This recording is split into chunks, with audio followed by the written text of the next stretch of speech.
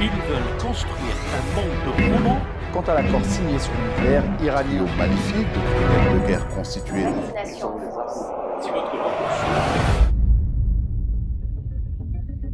Mesdames et messieurs, bonjour et bienvenue dans votre émission d'information Passe l'info. Aujourd'hui, l'actualité nationale sera exclusivement consacrée au mouvement des Gilets jaunes. Nous verrons ensemble son évolution, ses répercussions et aussi les différentes réactions. Dans l'actualité internationale, direction l'Égypte, où un rapport démontre que la France a énormément contribué à l'arrêt des contestations dans les rues égyptiennes. Et pour finir, encore les Gilets jaunes, mais cette fois-ci vus par les autres pays étrangers. Tout de suite après, vos brèves en images, suivies de la vidéo de la semaine.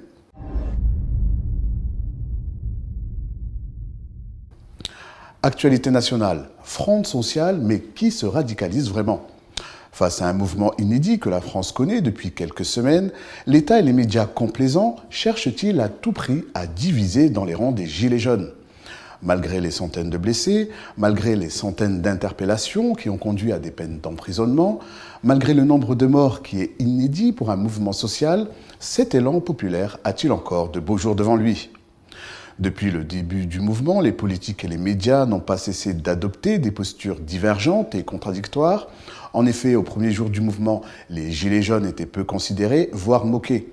Le Premier ministre avait même qualifié ce mouvement de « bon enfant ». S'agit-il d'une tentative de le disqualifier, faisant passer ces Gilets jaunes aux yeux de l'opinion publique pour de bons enfants ? D'ailleurs, on pouvait remarquer l'air amusé de certains politiques et de journalistes. Mais au terme de plusieurs semaines de mobilisation, les Gilets jaunes ont su renverser la tendance jusqu'à faire trembler au plus haut sommet de l'État, à tel point que des rétro-pédalages ont dû être faits. La difficulté demeure pour le pouvoir dans le manque d'interlocuteurs prêts à négocier. Sans interlocuteurs, pas de négociation possible et donc l'exécutif reste dans l'impasse. Le pouvoir n'arrive pas à renverser cette tendance, mais est-ce justement cela la force de ce mouvement ? Face à un tel constat, cherche-t-on à créer la division au sein même de ce mouvement ? En effet, les images de violence de certains casseurs, de policiers blessés, n'avaient-elles pas aussi pour objectif d'alimenter une certaine peur chez les manifestants et ainsi de chercher à les décourager ? Au point où même le ministre de l'Intérieur, M. Castaner, a appelé les Gilets jaunes pacifiques, entre guillemets, à renoncer de manifester sur Paris samedi et a enjoint les élus d'en faire de même. Dans un mouvement de protestation quel qu'il soit, chercher à opposer les participants est une tactique bien connue et bien pratiquée. Les Gilets jaunes n'ont pas échappé à cette règle. Ainsi, on a pu entendre dans les médias les différents types de Gilets jaunes qui pouvaient être soit libres, soit extrémistes ou même radicalisés, ou encore des Gilets jaunes qui venaient d'ultra-gauche ou d'ultra-droite. D'ailleurs, cette semaine, nous avons pu assister à une belle illustration avec des propos relayés sur la chaîne d'information CNews, propos qui n'hésitent pas à distordre une information pour mieux jeter le trouble, voire à appeler à la haine d'une certaine frange de la population. Il s'agit de Laurence Marchand-Taillade, présidente des Forces laïques, qui affirme que le mouvement des Gilets jaunes pourrait être un coup des frères musulmans qui manipuleraient les jeunes banlieues. Elle affirme que cette thèse serait énoncée dans des journaux égyptiens, sans les nommer. On l'écoute.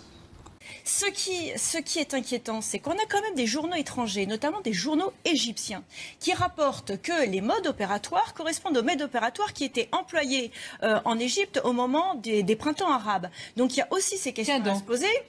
Se demander si ces jeunes casseurs de banlieue n'étaient pas... Vous voulez dire qu'il y a des stratégies structurées de déstabilisation, effectivement, issues des rangs des frères musulmans. C'est une hypothèse en tout cas qui est soulevée par des journaux tout à fait sérieux égyptiens.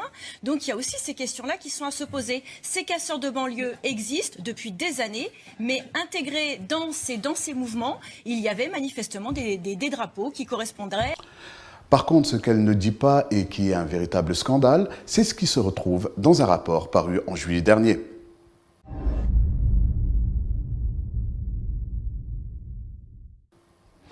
Actualité internationale. Justement, revenons sur ce rapport paru en juillet dernier. Ce rapport en question dévoile que plusieurs entreprises françaises ont fourni ces 5 dernières années au régime d'Abdel Fattah al-Sisi du matériel militaire et de surveillance. Dotant les services de sécurité et de répression égyptiens de puissants outils numériques, mettant en place une architecture de surveillance et de contrôle poussé, utilisée pour briser toute velléité de dissidence et de mobilisation. Face à ce scandale touchant les exportations d'armements et de biens à double usage français, certaines organisations humanitaires, telles que le FIDH, avaient demandé la mise en place d'une enquête parlementaire et l'arrêt immédiat de ces exportations. Le président de la FIDH, Dimitri Christopoulos, avait affirmé que la France a gagné des parts de marché et réalisé des exportations records, alors que le Conseil européen avait annoncé la cessation des exportations de matériel militaire et de surveillance pour condamner la dérive dictatoriale en Égypte. Certaines entreprises ont vendu des armes conventionnelles, comme des navires de guerre Mistral, des frégates, des corvettes, des avions de combat Rafale, à une armée responsable de la mort de centaines de civils, non seulement en Égypte il y a peu, mais aussi au Yémen aujourd'hui. Et pour finir, les gilets jaunes vus de l'étranger. Les images des affrontements entre gilets jaunes et forces de l'ordre survenus depuis plusieurs semaines à Paris et en province ont fait le tour du monde et ont suscité de nombreuses réactions. Notamment des réactions de ceux que les dirigeants français reprochaient de ne pas laisser exprimer la contestation dans leur pays. Lors d'une conférence de presse à Téhéran, Bahram Qassimi, porte-parole du ministre iranien des Affaires étrangères, a été invité à commenter la confrontation en France entre les gilets jaunes et l'exécutif. Le gouvernement français ne peut pas persister dans la violence contre son peuple, a-t-il déploré, cité par l'agence iranienne Tasnim. Notre recommandation au gouvernement français est de faire preuve de retenue. Des appels à la retenue se lèvent aussi de Syrie ou du Venezuela, pour ne citer que. En d'autres lieux, Macron ou ses prédécesseurs auraient crié à la violation des droits de l'homme, allant même jusqu'à convoquer une réunion du Conseil de sécurité pour obtenir la condamnation du régime répresseur, voire des sanctions. Mais c'est bien à Paris que ces événements ont lieu aujourd'hui. Les médias n'en parlent que très peu, mais les manifs des Gilets jaunes ont déjà fait plusieurs morts civiles. Côté Europe, aucun gouvernement ne s'est montré solidaire du peuple français, craignant certainement la contagion. Pourtant, le mouvement prend une dimension européenne. Belgique, Pays-Bas, Serbie, les peuples d'Europe montrent de plus en plus leur colère emmagasinée depuis plusieurs décennies contre un système mis en place qui ne fait que dépouiller la population et diminuer leurs droits.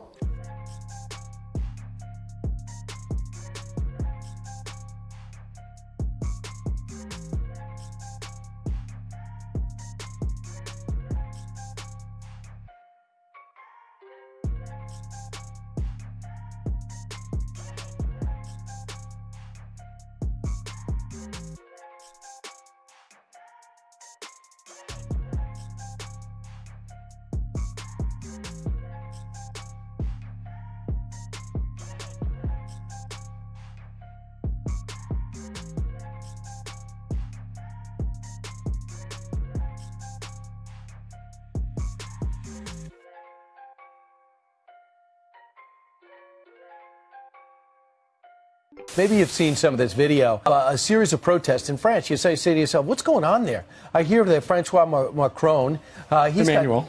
Emmanuel or Francois. Seems like every French person, I think their first name is Francois. That's a mental thing I got to deal with. As Brian said, Mr. Francois Macron's public relations number right now, his approval rating is at 23%. He'll be in office for a little bit longer. They have a long, I think it's a 6-year presidential period there. Well, unless He's only been something in 2 happens. He decides, I'm done. Maybe he's getting tired of it? That's all. Who knows? Maybe he'll change his name, Francois. And France has got to do things by working more than 4 days a week. Maybe put it in a full day and not taking a 3-hour lunch. I don't know and maybe about not that. taking an Au entire départ, summer's off. il devait donc installer des points filtrants pour permettre aux manifestants, après fouille, de descendre, manifester pacifiquement sur les Champs-Élysées. Dans les faits, les manifestants n'ont pas pu même approcher les Champs-Élysées. Les policiers et gendarmes ont fait usage de gaz lacrymogène avec sans ménagement, de canons à eau aussi, et puis des balles de plastique comme celle-là, donc qui ont été tirées sur des manifestants. On déplore donc de nombreux blessés, plus de 60 blessés. Le chiffre réel est sans doute encore supérieur, blessés des deux côtés.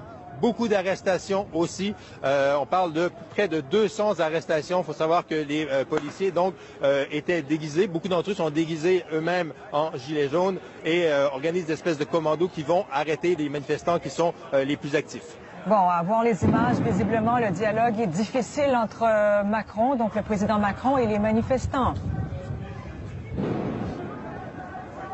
Vous savez, le président Macron, mardi, a fait un discours où il a parlé surtout d'écologie. Il disait un peu tendre la main vers donc ces manifestants-là. Il y a eu aussi le premier ministre Édouard Philippe qui devait recevoir en fait 8 représentants donc des Gilets jaunes. Finalement, il y en a 2 qui se sont présentés seulement et il y en a un qui est ressorti au bout de quelques minutes. Il faut savoir que les revendications initiales donc de ces manifestants-là concernaient la hausse des prix des carburants avec cette fameuse taxe carbone.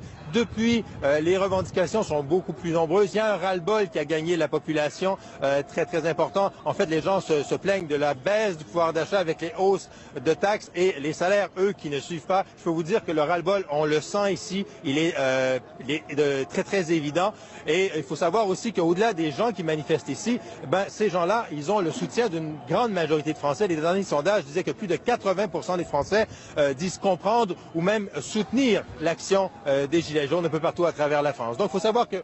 Et sans plus tarder, vos brèves en images, avec pour commencer une arnaque à l'israélienne.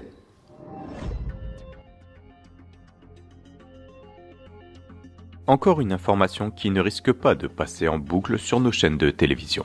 Pourtant, la nouvelle mérite d'être rapportée, car elle fait état d'une escroquerie qui a touché plusieurs milliers de nos concitoyens français. En effet, à travers toute la France, 3000 victimes sont tombées dans le panneau des annuaires professionnels, pour un total de plus de 20 millions d'euros de préjudice. La technique était la suivante. Des sociétés de référencement basées en Israël faisaient miroiter à des commerçants français des parutions dans des répertoires professionnels pour mieux faire connaître leur entreprise. Les victimes, en général des petites PME, payaient une première somme en pensant s'être acquittées de la prestation. Puis, une fois le délai de rétractation passé, on leur expliquait qu'elles n'avaient réglé que pour un mois et qu'elles devaient payer le reste. Les escrocs israéliens allaient jusqu'à intimider ou menacer les commerçants récalcitrants, en se faisant passer parfois pour des huissiers, des avocats ou de faux gendarmes. Le réseau est démantelé au mois d'avril 2016. 27 prévenus sont identifiés et ou interpellés, dont les 2 têtes de réseau qui vivaient en Israël, arrêtés à l'aéroport de Roissy. Le 16 janvier 2018, le tribunal correctionnel rend son délibéré. Les 2 prévenus principaux écopent de 5 ans de prison,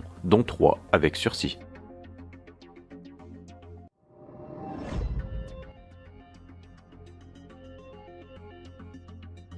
Vieillissement, chute des cheveux, problèmes de surpoids ou encore la timidité sociale sont, selon l'industrie pharmaceutique, des maladies pathogènes. Le but de ces entreprises, médicaliser tous les petits soucis de la vie quotidienne. De nos jours, le lobby pharmaceutique dépense plus d'argent dans sa publicité ou sa propagande que dans les recherches scientifiques pour combattre les maladies. Parallèlement à cela, il y a plus de médicaments que de maladies. Et à tout ceci s'ajoute le fait que des maladies se créent à tout vent. Le nombre global de pathologies psychiatriques officiellement reconnues est passé, depuis la Seconde Guerre mondiale, de 26 à près de 500. Cependant, il y a d'autres stratégies utilisées par le lobby pharmaceutique. Il s'agit d'abaisser les seuils, les taux, les normes. En faisant cela, il est très facile pour ces gens d'avoir plus de maladies à guérir. C'est ce qu'il s'est passé dans les années 90. Par exemple, le taux de cholestérol acceptable passant de 260 à 200 mg par décilitre.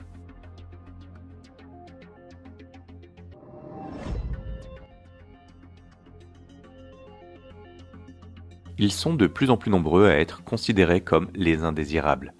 Les indésirables d'une société où l'identité est basée sur le pouvoir et l'argent, accusés d'être improductifs et nuisibles par les maîtres du monde. D'après le sociologue Serge Pogam, la pauvreté a une fonction économique évidente. En effet, l'un des problèmes du marché du travail, c'est qu'il y a des emplois vraiment indésirables, dégradants, précaires. Donc, maintenir une précarité professionnelle présente des avantages à travers l'emploi d'une main-d'œuvre bon marché, quitte à priver les travailleurs précaires de conditions de vie satisfaisantes. Selon un rapport de l'Organisation internationale de développement, Oxfam, les inégalités croissantes empêchent toute lutte efficace contre la pauvreté. Ce rapport indique également que dans l'Union européenne, la pauvreté ne relève pas des épuisements des ressources, mais de la façon dont les ressources, c'est-à-dire les revenus et les richesses, sont partagées. Denis Clerc et Michel Dolé proposent des pistes pour réduire cette précarité, sans alourdir pour autant les dépenses publiques, notamment en actionnant les bons leviers, comme la formation, les contrats de travail, l'insertion par l'activité économique, le soutien renforcé des institutions publiques en faveur des enfants pauvres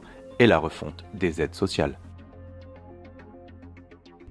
C'est la fin de ce journal. Merci pour votre fidélité. Je vous laisse avec la vidéo de la semaine. À très bientôt. Et surtout, n'oubliez pas, passez l'info. Merci. Peut-être bientôt. Sabrina, alors, vous suivez cette émission là-bas sur place à Rennes.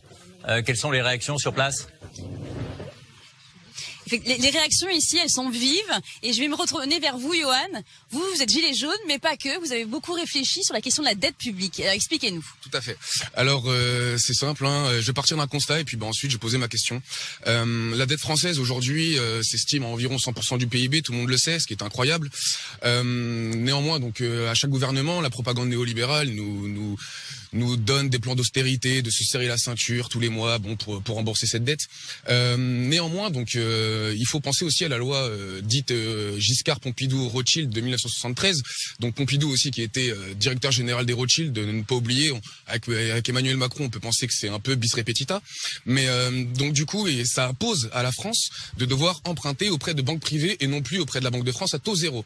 Ce qui fait notamment qu'entre 1980 et 2008, la France s'est endettée de près de 1088 milliards d'euros.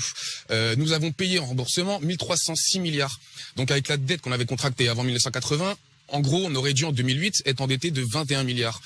Donc, du coup, j'ai envie de poser une question. Est-ce possible de supprimer cette loi de 1973 comme l'a fait le Canada le 26 janvier 2015 ? Ça pourrait permettre de rembourser cette dette un peu plus rapidement, je pense. Merci Sabrina, merci Arène, on les retrouve tout à l'heure.